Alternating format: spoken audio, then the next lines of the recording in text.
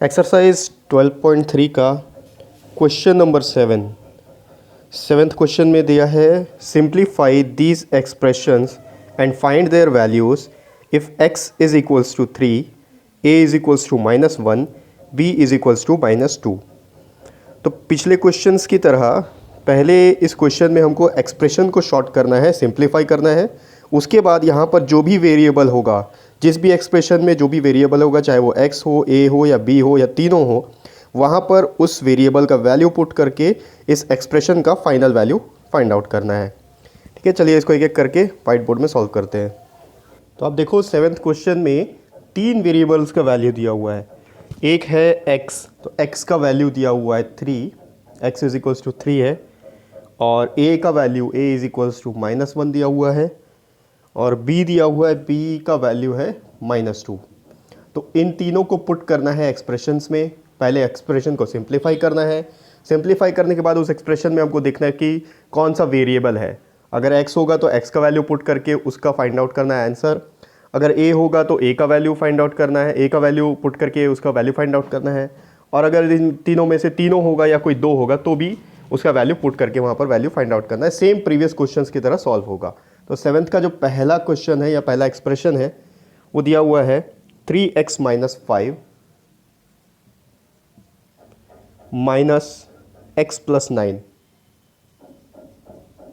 ठीक, 3x - 5 -x + 9। पहले इसको सिंप्लीफाई करते हैं। सिंप्लीफाई करने के लिए आप देखो कुछ भी नहीं है, x वाले टर्म्स को यानी कि लाइक टर्म्स को एक साथ लिख लेते हैं। यहाँ 3x है, यहाँ -x है, तो 3x - x, फिर कांस्टेंट टर्म -5 + 9। ठीक, अब ये 3x - x माइनस हो रहा है तो ये 2x हो गया। अब ये 5 माइनस में है और 9 प्लस में, सब्सट्रैक्शन होगा। 9 - 5 हो जाएगा 4 और 9 बड़ा है तो उसका साइन लेंगे। 2x + 4 इसका सिंपलेस्ट फॉर्म होगा इस एक्सप्रेशन का। अब यहाँ पर x वेरिएबल है तो क्वेश्चन में देखो x का वैल्यू 3 दिया हुआ है, इसको पुट कर लेते हैं। Now putting x is equals to 3। यहाँ पर अगर पुट करेंगे तो ये होगा 2 × 3 + 4, 2 3 हो गया 6 + 4, आंसर आ गया इसका 10। ठीक है, 2x + 4 इसका एक्सप्रेशन हो गया सिंपलेस्ट फॉर्म में और 10 इसका आंसर आ गया। आगे बढ़ते हैं 7th का जो सेकेंड प्रॉब्लम है। सेकेंड एक्सप्रेशन इसमें दिया होगा 2 - 8x + 4x + 4। अब यहाँ पर देखो ये दोनों लाइक टर्म तो एक साथ है ही है और इन दोनों को एक साथ करना है। तो एक सिंपल में पहले एक अपन बना लेते हैं, एक लाइन में सब लाइक टर्म्स को एक साथ कर लेते हैं। तो यहाँ पर -8x + 4x अपन पहले लिख सकते हैं। फिर उसके बाद 2 प्लस में है तो +2, फिर उसके बाद +4। ये माइनस में है और ये प्लस में, दोनों के बीच में सब्सट्रैक्शन होगा क्योंकि माइनस इंटू प्लस माइनस होता है। तो 8 - 4 तो 4x हो गया। अब यहाँ पर साइन किसका लगेगा, जो बड़ा होगा। 8 बड़ा, 8 का साइन है माइनस, तो -4x हो गया प्लस। अब देखो दोनों एडिशन है, 4 + 2 हो गया 6। इसको आप 6 - 4x लिखोगे तो भी एक ही मतलब है। ठीक है, चाहे इसको लिख लो या इसको लिख लो, दोनों का मतलब एक ही है। अब इसमें वैल्यू पुट करते हैं x का। Putting x is equals to 3, x का वैल्यू 3 दिया हुआ है क्वेश्चन में, तो x का वैल्यू 3 पुट करते हैं। यहाँ पर इसी में पुट कर लेते हैं तो ये होगा -4 × 3 + 6। ठीक है, इसमें करो चाहे इसमें करो, आंसर एक ही आएगा। तो -4 × 3 हो गया -12 + 6, तो आंसर आएगा -6 क्योंकि 12 - 6 6 होगा और 12 बड़ा है तो उसका साइन लेंगे -6 हो जाएगा। आगे देखते हैं 7th क्वेश्चन का जो थर्ड एक्सप्रेशन है। तो 7th का जो थर्ड दिया हुआ है यहाँ पर है 3a + 5 -8a + 1। यहाँ पर वेरिएबल a है तो a का भी वैल्यू हमारे पास क्वेश्चन में दिया हुआ है। पहले इसको सिंप्लीफाई कर लेते हैं। यहाँ पर लाइक टर्म्स को एक साथ लिखेंगे तो 3a और ये -8a। ठीक, 3a - 8a बच गया +5 और +1। तो ये प्लस में है, ये माइनस में है, दोनों के बीच में सब्सट्रैक्शन होगा। प्लस इंटू माइनस माइनस होता है तो 8 माइनस 3 हो गया 5, साइन लगेगा 8 का क्योंकि 8 बड़ा है, तो -5a, और ये 5 + 1 हो गया 6 + 6, ठीक है, -5a + 6 इसका सिंपलेस्ट फॉर्म हो गया। अब यहाँ पर a का वैल्यू पुट कर लेते हैं क्योंकि a का वैल्यू दिया हुआ है क्वेश्चन में। Putting a is equals to -1, a का वैल्यू -1 पुट करेंगे तो -5 × -1 + 6।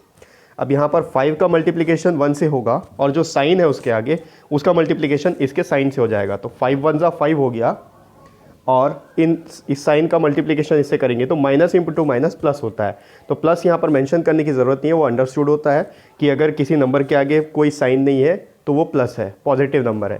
5 और ये हो गया +6, तो इसका फाइनल आंसर हो गया 11। ठीक, आगे बढ़ते हैं। इसका जो फोर्थ प्रॉब्लम दिया है, फोर्थ एक्सप्रेशन में दिया है 10 - 3b -4 - 5b। यहाँ पर भी सिंपल लाइक टर्म्स को एक साथ कर लेते हैं। पहले 10 है तो इसको लिख लेते हैं 10, फिर आ गया -4, दोनों कांस्टेंट टर्म आ गए। अब उसके बाद इसको लिख लेते हैं लाइक टर्म्स में -3b, और ये आ गया -5b। ठीक, 10 - 4 हो गया 6।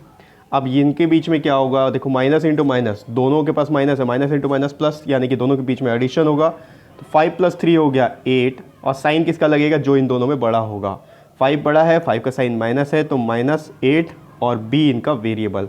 6 - 8 भी इसका सिंपलेस्ट फॉर्म होगा इस एक्सप्रेशन का। अब यहाँ पर b है वेरिएबल, तो b का वैल्यू भी हमारे पास है -2, पुट कर लेते हैं यहाँ पर।